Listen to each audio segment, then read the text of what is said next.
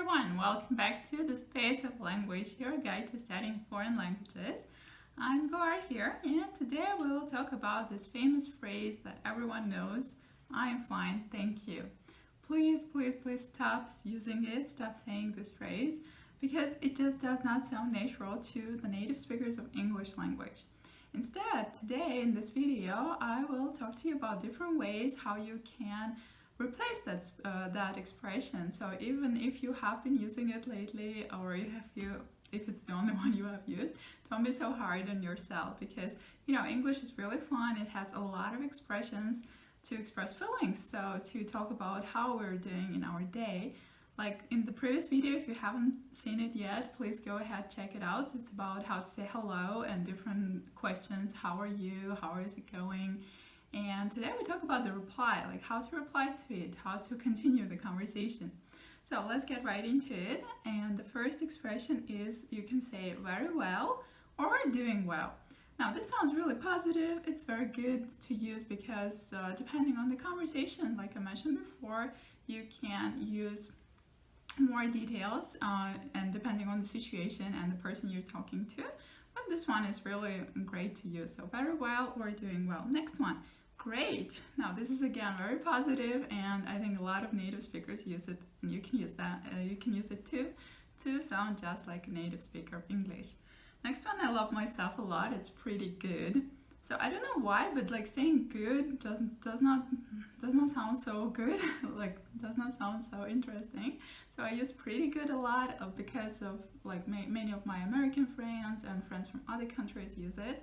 So try it. Yeah, I think you will like using it. Next one, not bad. In case you don't want to say like really nice or bad, like you want to go for something in the middle, you say not bad. And it's very acceptable, very common. Next one, you can say all right or I'm all right. And again, it's very common to use just like good, very good, great, all right. One more, if you don't want to really use some, adjectives like good, well, pretty good, you can use I can't complain or just can't complain. And you will notice that in speech a lot of native speakers of English, they drop the pronoun, like they don't really say I can't complain, but so can't complain, like it's wonderful, it's great. Yeah. Another one is a good expression too, never been better. So a friend asks you, how are you doing today? And you say, never been better. I got a promotion at my job, or I'm taking vacation and traveling to a nice place. So never been better sounds great. And one more is same old, like just when the things haven't changed much in your life since you have met this person you're talking to. You can say same old, and that would be also a very good way to answer the question instead of saying I'm fine, thank you. So what do you want to do? You want to continue your conversation. So you ask and you after any of these words, or you can say what about you? How have you been lately? And so on. Okay, as for British English, there is difference between British and American, and I've watched some videos where British tutors say they would reply with the word yeah in the beginning, so it would sound like, how is it going? Oh, yeah, good, or yeah, all right. It's just because, just like in Russia, when somebody asks you, как дела, how are you? You would say, нормально, which means like normal, not good, not bad. It's just, normal, like it's fine, yeah. And British people, just like there's some stereotype being reserved and cold, maybe like they don't really do emotions. You would never hear probably a British person reply something like, I'm wonderful or it's amazing. Again, I'm not saying it's not possible, of course, depending on how emotional this person is or how close you know them and how much they want to talk about their life to you. But yeah, normally, yeah, good, all right, doing good. So if you want to say something like it's not so good, don't really use the expression so.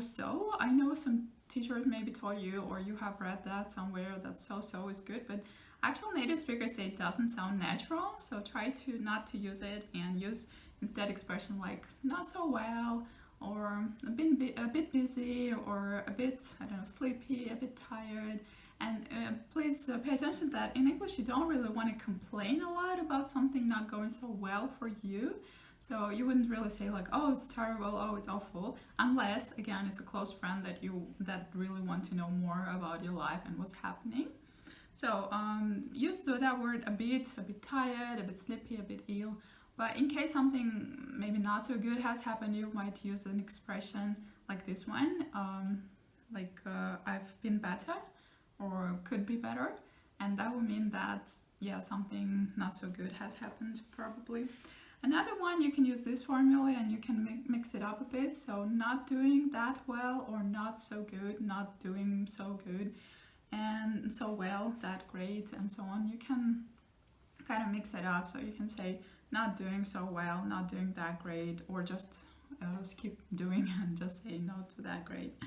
And again, you don't really want to say, oh, it's so bad. You don't want to complain so much because with English speakers in the Western culture, it's not really polite probably to start giving away like all the information about yourself, like it's so bad, it's so terrible, and you have so many problems.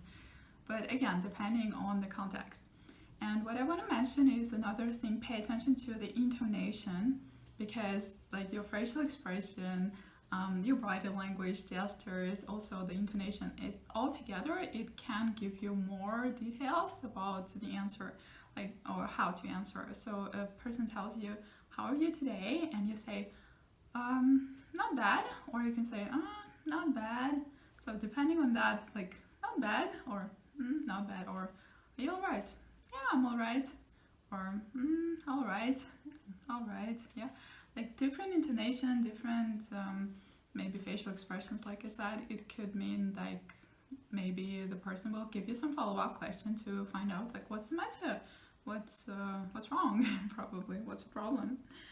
So with your friends and family, of course, you can go into more details, especially if it's a close friend. So you would say things like really different adjectives you would use. Instead of I'm fine, you would say I'm really exhausted, or I don't know, frustrated, I'm so busy lately, I'm stressed out, like I've got so much on my plate. And that's an expression like I have a lot going on recently. Now, in the comments down below, please, let's have some small talk, or maybe a big chat if you wish. So tell me what's going on with in your life lately. How are you doing? Use some of the expressions we've covered today. Please give a thumbs up to this video if you liked it. I'm sure you have, because it's very useful. And please practice the expressions like I mentioned in the first part of the video about how to ask about different, like how are you, and different ways of saying hello. You can listen to people speak, and you can to native people, maybe on podcasts, on YouTube, Netflix, and so on. Now this time, try to pay attention to how they reply and what expressions do they use. If you know some other expressions, how to answer instead of I'm fine, thank you, how to replace it, which ones do you use a lot, please comment that too. I would love to hear that.